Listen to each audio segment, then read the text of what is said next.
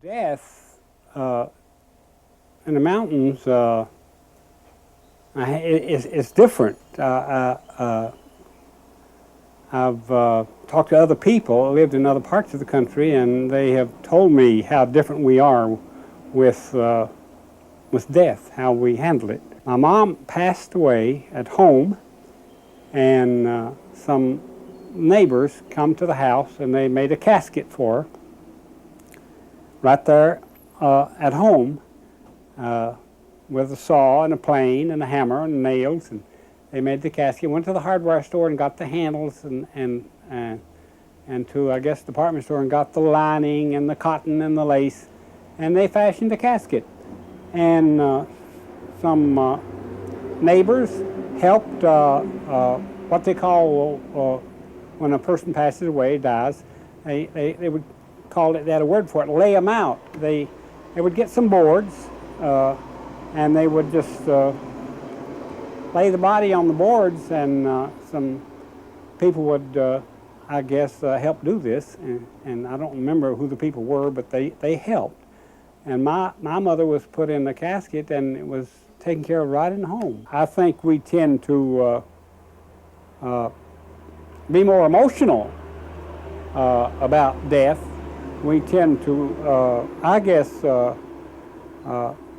living in the country, in the mountains here, we tend to be, I guess, more attached to each other because we live in one house or one community, and because we don't socialize too much in any other people much, and that way our connectedness to our people is rather strong, and for that reason we tend to want to have a lot of sentiment attached to death. I don't really know the motive of people wanting to take a picture of a corpse, but I imagine they every book, every story, every life must end. It makes no sense without it, doesn't it? I don't think you could have a life without an end. So that picture, that brother right there, that's the end right there. Old Cleve Collins, that's him. That's the period. End.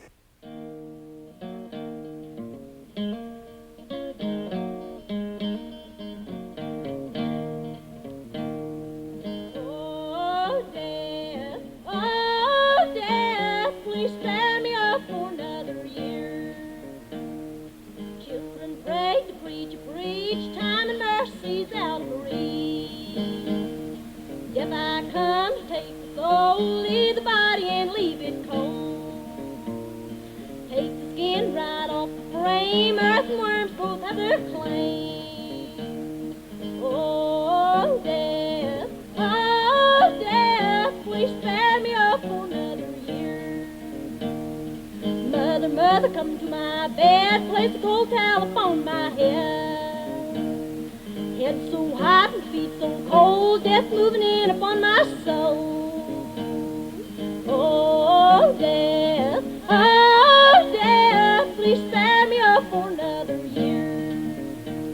My wealth is all at your commands if you'll remove your icy hand. No wealth, no money, no silver, no gold, nothing satisfies me but your soul.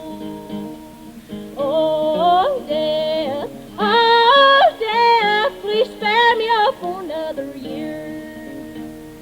Oh, death,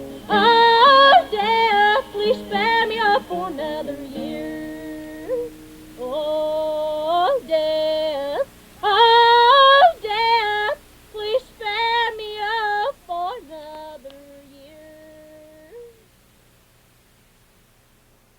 But it seemed to me like in the eastern part of Kentucky, well, spent most of my life, is got more love for their neighbors and their families. Everything seemed like, when one passes away, it seems like it hurts them pretty bad.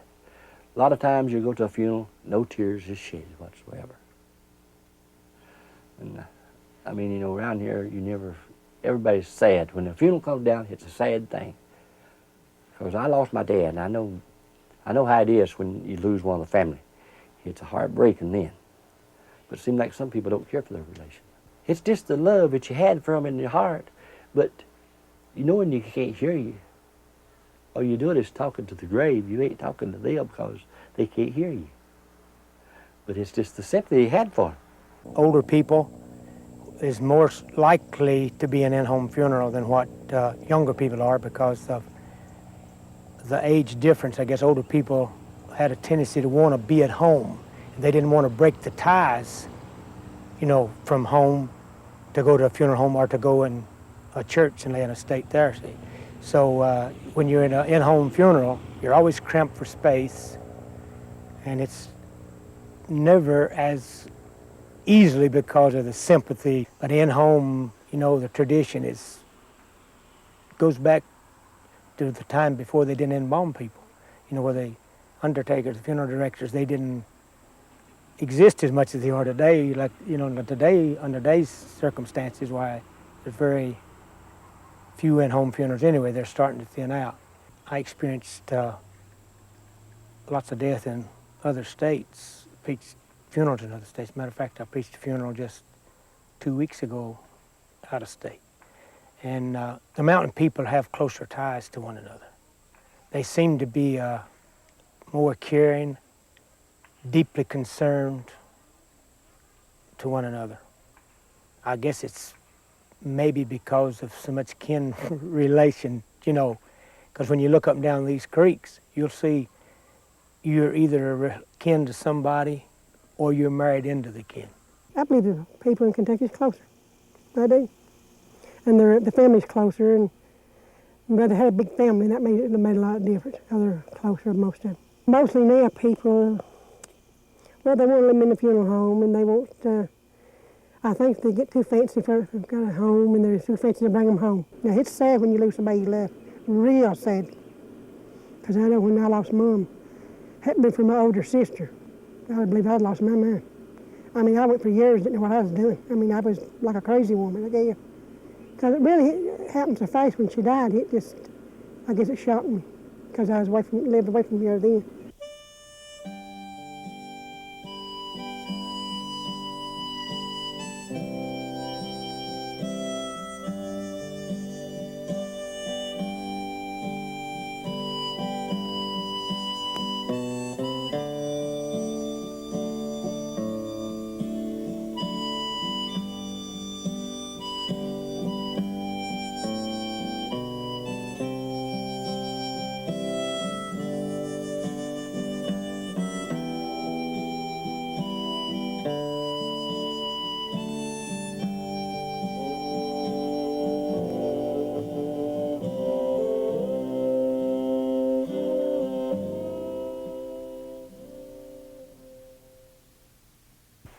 Well, many people have the thought in their mind about their child, about their wife, about father and mother, and it gives them some relief to go to the cemetery and to place flowers on the grave. And some, I suppose they have prayer while they're there, and I have seen, you know, embrace and hug and cry over the deceased, over the ones that passed and gone on, because they loved them and they were dear to them. And I have done this with the cemetery out here on our farm, and it seems like no one wants to care for it anymore to keep it mowed or keep down the weeds and everything. I still work there, and I have in mind, I saw a grave or two was sinking down, so I want to level that up. And just recently I've sprayed it, and I think it's our duty to have some respect for the dead. And you know, the living can get along together the best they can. I think going to the cemetery, just the quietness of being there. We go up to where my mother and dad was buried, and it's just seemed like the stillness and the quietness, and you just like to sit down and sit a while. And the flowers, when we like to go there when they're blooming, that you sit out azaleas and other flowers, and you like to go back and actually see how the flowers are coming along, and know that father, mother, or brother and sister appreciated the flowers, and they're still there. And well, we know that they don't know we're there because, but anyhow, it's a means of appreciation of love. Everybody, just about it, died at home. Yep. And they'd make their caskets. Well, the first ones, they just made a plain box. Yeah, out of, dressed lumber. Looked good. But then they lined outside in black satin or some kind of black, inside was white. And put some kind of a cushion down in the inside for them to lay on. I went down to Tram, built one for my first cousin. Well, it was for her husband's mother, Sam P. Collins' mother. Couldn't get nobody down there to build it. And he could work on them, but it was for his mother, and he couldn't have the heart to work a building that and that. Come and got me. I went and I built it by myself. Yeah. Free of charge. I sat all alone in the shade of a grove, and over my head sat a little dove. Sound over my head said a little dove. It's cuckoo, that dove did coo. It's coo, coo, that dove did coo, which made me think of my mate too. Twit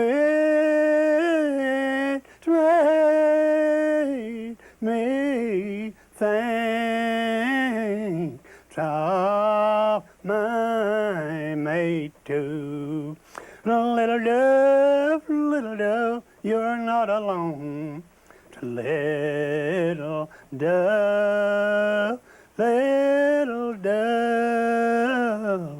you're not alone. For with you now made to mourn, for with you now time made to mourn.